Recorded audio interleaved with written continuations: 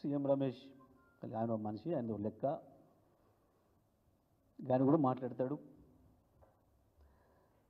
సరే, వాస్తవానికి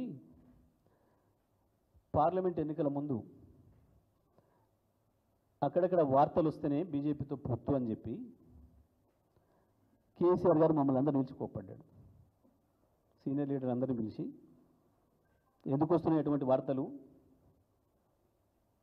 చూడాలి కదా, చెక్ చేయాలి కదా, మీరు అటువంటి చెత్త వార్తలు రాకూడదు కదా,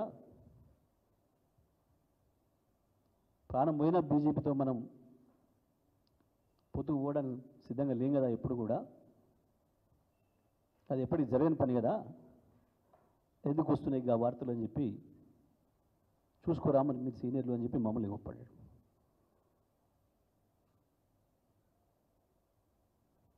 కేటీఆర్ గారిని, హరీష్ గారిని, నన్ను, ప్రశాంత్, ఇంకా నలుగురు లీడర్లను పిలిచి బీజేపీతో గంత దూరంగా ఉంది బీఆర్ఎస్ పార్టీ. ఎప్పుడు కూడా అది తెలంగాణకు పనికొచ్చే పార్టీ కాదు, బీఆర్ఎస్ రాజకీయాలకు, టీఆర్ఎస్ రాజకీయాలకి కుదిరే పార్టీ కాదు అనేది మొదటి నుంచి మేము చెప్తున్న భావన. మేము అట్లాగే ఉన్నాం. ఇక దాంట్లో ఎవడో చిన్న సైజు బ్రోకర్లు, పెద్ద సైజు బ్రోకర్లు ఎవడో వచ్చి చెప్పి మాట్లాడితే అది పనికిమాలిన ముచ్చట. చంద్రబాబు నాయుడు గారు తన అవసరాల కొరకు కొంతమందికి కాంట్రాక్టర్లకు, కొంతమంది చిన్న చిన్న బ్రోకర్లకి పదవులు ఇచ్చి రాజకీయ రూపం తొడిగిండు వాళ్ళకి, కొద్దిమందికి. అటువంటి వాళ్ళు మాట్లాడే మాటలకి పెద్ద విలువ ఉండదు, దాన్ని పట్టించుకోవాల్సిన అవసరం కూడా లేదు.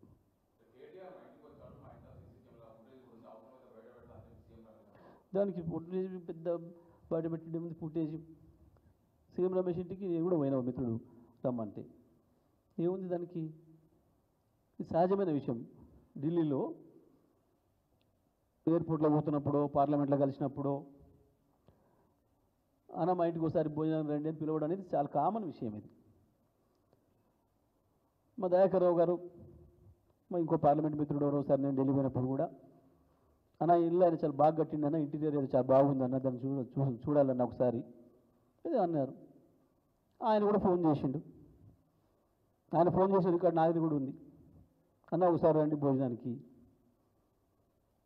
పోతారు, ఏముంది దానికి. ఆడొక నాట్ ఓన్లీ కేటీఆర్ నేను ఇంకోటి కాదు, కమ్యూనిస్టులు బీజేపీ అనుకున్న వాళ్ళు కూడా, కాంగ్రెస్ బీజేపీ అనుకున్న వాళ్ళకి కూడా, భారతదేశంలో ఉన్న అన్ని పార్టీలకు సంబంధించిన ఎంపీలు, ఇక్కడి నుంచి వెళ్తున్న రాజకీయ నాయకులు, సీనియర్లు అయిన వాళ్ళు సహజంగానే పిలుచుకుంటారు, ఎవరింటికి కూడా భోజనం పోతారు. అది పెద్ద సమస్యనా? నువ్వు ఆ సీసీ ఫుటేజ్లో కనుక దిద్దామంటే సీఎం రమేష్ జీవితకాలంలో అతి ఎక్కువ రోజులు ఉండేది చంద్రబాబు నాయుడు గారి ఇంట్లో, లేదా ఢిల్లీలో ఇప్పుడు గత ఏడాది కాలంగా తెలంగాణ ముఖ్యమంత్రి రేవంత్ రెడ్డి ఇంట్లో, తేయిస్ తుగ్లక్ రోడ్లో. తీద్దామా సీసీ ఫుటేజ్ తీద్దాం పట్టు. తేయిస్ తుగ్లక్ 23 తుగ్లక్ రోడ్, 23 బంగ్లా తుగ్లక్ రోడ్లో ఇప్పుడు తెలంగాణ ముఖ్యమంత్రి అఫీషియల్ రెసిడెన్స్. దాని సీసీ ఫుటేజీలు తీద్దాం. సీఎం రమేష్ నువ్వు ఎన్ని రోజులు దాంట్లో ఉన్నావో, నువ్వు నీ తమ్ముడు, తీద్దామా? సీఎం రమేష్ గంత పెద్దోడు కాదు, మాకు తెలుసు.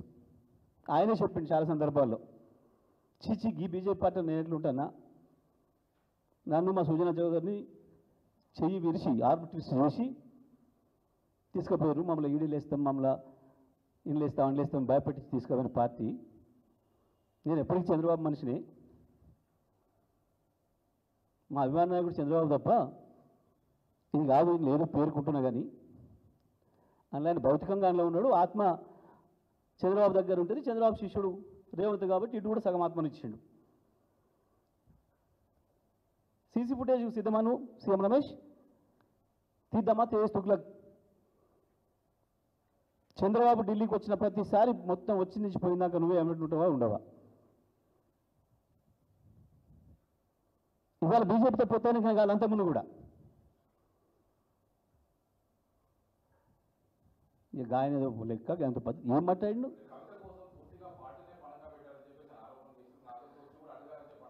ఇక అంత మించిన వెర్రి మాట ఇంకోటి ఉండదు.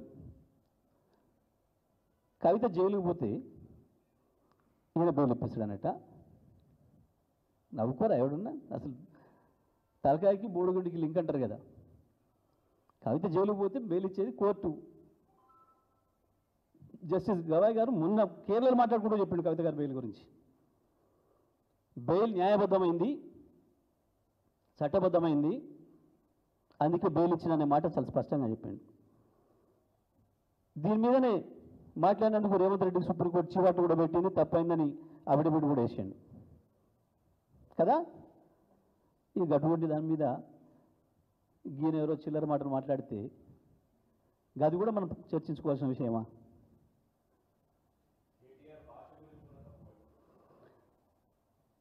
కేటీఆర్ భాషలో ఒక అక్షరం ఏమైనా తప్పుండేనా? ఏంటి అసలు ఇష్యూ? ఇప్పుడు చాలా స్పష్టంగా కేటీఆర్ గారు 10,000 కోట్లు లేని భూమిని ఉన్నట్టు చూపించి దొంగ పత్రాలు పెట్టి తాకట్టు పెట్టి 10,000 కోట్లు తీసుకొచ్చారు యూనివర్సిటీ భూముల్ని. దీంట్లో ఒక ఎంపీ, బీజేపీకి సంబంధించిన ఒక ఎంపీ రాయబారం చేసిండు. తప్పకుండా దాని సందర్భం వచ్చినప్పుడు బయట పెడతా అని చెప్పిండు కదా మీ అందరి సాక్షిగా. కేటీఆర్ ఇవాళ మాట్లాడలేదు కదా. అక్కడ అప్పుడు మాట్లాడిన భాషలో ఏమన్నా మీకు ఏమైనా తప్పు అనిపించిందా? నిన్న ఇది బయటపడంగానే ఇగో నేను చెప్పింది ఇది 10,000 కోట్ల లోన్ ఆయనకి ఇప్పించినందుకు 1,650 కోట్లు ఈయనకి ఇచ్చిండు, తెలంగాణ పైసలు తీసుకుపోయి ఈ ఎంపీకి అని చెప్పి చెప్పండి. అందులో కేటీఆర్ గారు ఉపయోగించిన భాషలో ఏమైనా ఒక అక్షరం తప్పు కనపడదు ఎవరికైనా? ఏముంది? ఇది ఒక పథకం ప్రకారం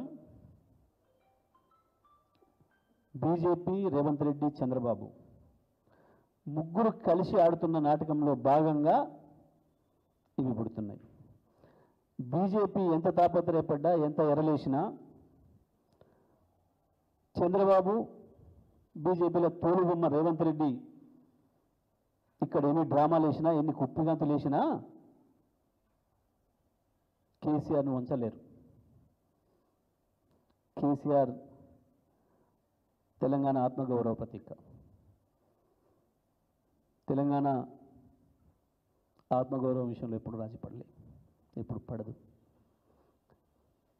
వీళ్ళు చిల్లర వేషాలు ఎందుకు వస్తున్నాయి ఇవన్నీ కూడా ఆలోచించుకోవాలి ప్రజలు. మళ్ళీ మొదలైంది భయం. అక్కడ మోడీ విఫలమవుతున్నాడు, అటు చంద్రబాబు విఫలమవుతున్నాడు, ఇక్కడ ఈ తొలుబొమ్మకేమో నడిపి వస్తలేదు ప్రభుత్వాన్ని. మళ్ళీ కేసీఆర్ పేరు వినబడుతుంది. ఒక తెలంగాణలో కాదు, నేను ఇవాళ చెప్పడంలో మీకు చాలా సందర్భంలో కూడా చెప్పాను. నేను కేసీఆర్ కేవలం తెలంగాణలోని కాదు, భారతదేశ ప్రభుత్వాన్ని నడపడంలో కూడా కీలకమవుతారు రేపు. ఇది భయం మొదలైంది మోడీ చంద్రబాబు ద్వయానికి. చంద్రబాబు మాట్లాడే మాటల్లో ఏదో యథాలాభంగా మాట్లాడుతున్న మాటలు కాదు. ఆంధ్రప్రదేశ్ మహానాడులో చంద్రబాబు మాట్లాడిన మాటలు, తెలంగాణ తలసరి ఆదాయం పెరిగింది కానీ నేను కారణం అన్న మాటలు ఉత్తమ మాట్లాడలే. ఎందుకు అంటే ఇవాళ దేశం మొత్తం మళ్ళీ కేసీఆర్ పైన చర్చ జరుగుతుంది. మొత్తం ప్రపంచ ఆర్థిక వ్యవస్థలు కుప్పగూలిపోయిన నాడు, కరోనా వచ్చినాడు కూడా నిటారుగా నిలబడిన ఏకైక ఆర్థిక వ్యవస్థ తెలంగాణ ఆర్థిక వ్యవస్థ. దాన్ని అంత గొప్పగా నిలబెట్టగలిగిన నాయకుడు కేసీఆర్ అనే సంగతి ప్రపంచానికి తెలుసు. ఇవాళ జరుగుతున్న పరిణామాలు మళ్ళీ కేసీఆర్ను గుర్తు చేస్తున్నాయి ఈ రాష్ట్రానికి, ఈ దేశానికి. రాహుల్ గాంధీ దగ్గర విషయం లేదన్న సంగతి మోడీకి ఎప్పుడు అర్థమైంది. మోడీ కాడ విషయం లేదని మొన్న రాహుల్కి అర్థమైందట, కానీ 2 సార్లు కలిసి మాట్లాడినాక అర్థమైందట. కానీ రాహుల్ కాడ విషయం లేదనే సంగతి ఈ ప్రపంచానికి ఇప్పుడు అర్థమైంది, ఈ దేశానికి ఇప్పుడు అర్థమైంది. 2004లో అర్థమైంది, 2009లో అర్థమైంది. పార్టీ అధ్యక్ష పదవి కూడా రాజీనామా చేసి తోలే బస్సును మధ్యలో వదిలిపెట్టి స్టీరింగ్ వదిలిపెట్టిపోయిన రోజు కూడా అర్థమైంది.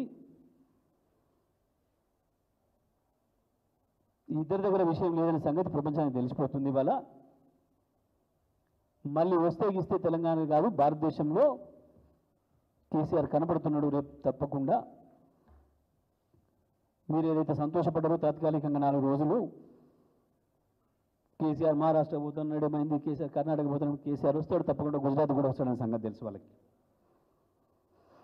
ఒక కర్ణాటక మహారాష్ట్రలో కాదు, వాటిని దాటుకొని గుజరాత్ కూడా చేరుతాడనే సంగతి తెలుసు. అందుకే ఈ చిల్లర రాతలు, చిల్లర మాటలు. టీఆర్ఎస్ను బీజేపీలో విలీనం చేయడం కాదు, బీజేపీ వచ్చి ఇక్కడికి వచ్చి కలుపుతానన్నా ఒప్పుకోడు KCR. That is KCR, that is BRS.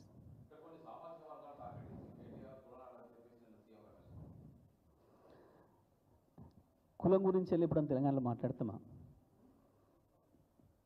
ఈ కులగజ్జి నాయలు వాళ్ళు ఎప్పుడన్నా ఉందా అసలు మనకి తెలంగాణలో?